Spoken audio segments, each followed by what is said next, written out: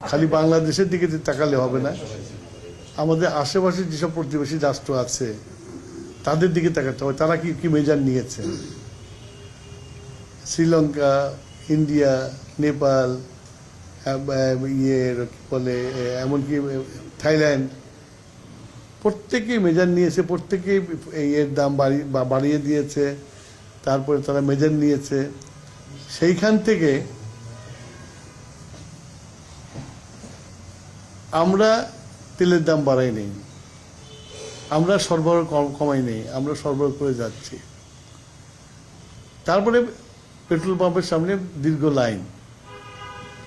তো ভাবছি এখানে প্রত্যেকেই কোঅপারেট করতে হবে। আমিও জনগণের কাছে এবং যারা নাকি গাড়ি চালায় তাদের কাছে আমার একটা আহ্বান থাকবে যে আপনারা প্রয়োজনের বেশি তেল নিয়েন না। আমরা তেল সরবরাহ করছি এবং সরবরাহ করে যাব, আমরা যতক্ষণ পারবো আমরা চেষ্টা করে যাব। আমরা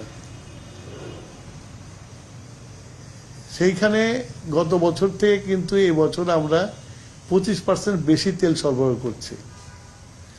গত 2 দিন, ঈদের দিন আর ঈদের পরের দিন সরকারি ছুটি ছিল, আমাদের যে ডিপোগুলো আছে ডিপোগুলো বন্ধ ছিল, সেই জন্য তেল সরবরাহ করা হয়নি।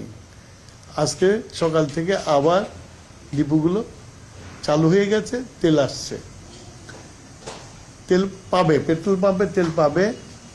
এগুলো নিয়ে এই লাইন দেওয়ার প্রয়োজন আছে বলে মনে করি না। আমি সরকারের পক্ষ থেকে জনগণের কাছে আহ্বান জানাবো যে আপনারা প্যানিক হবেন না এবং আপনার প্রয়োজনের বেশি তেল ক্রয় করেন না। যতটুকু পর্যন্ত ততটুকু নেন।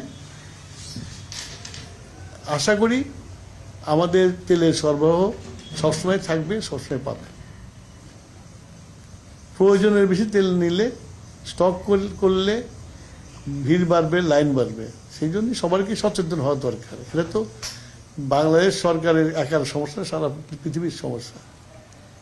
এটা আমার আহ্বান থাকলো জনগণের কাছে যে আপনারা প্যানিক হবেন না, আতঙ্কিত হবেন না। তেল আছে, আমরা তেল দিয়ে যাচ্ছি, আপনাদের প্রয়োজনের বেশি তেল নেবেন না।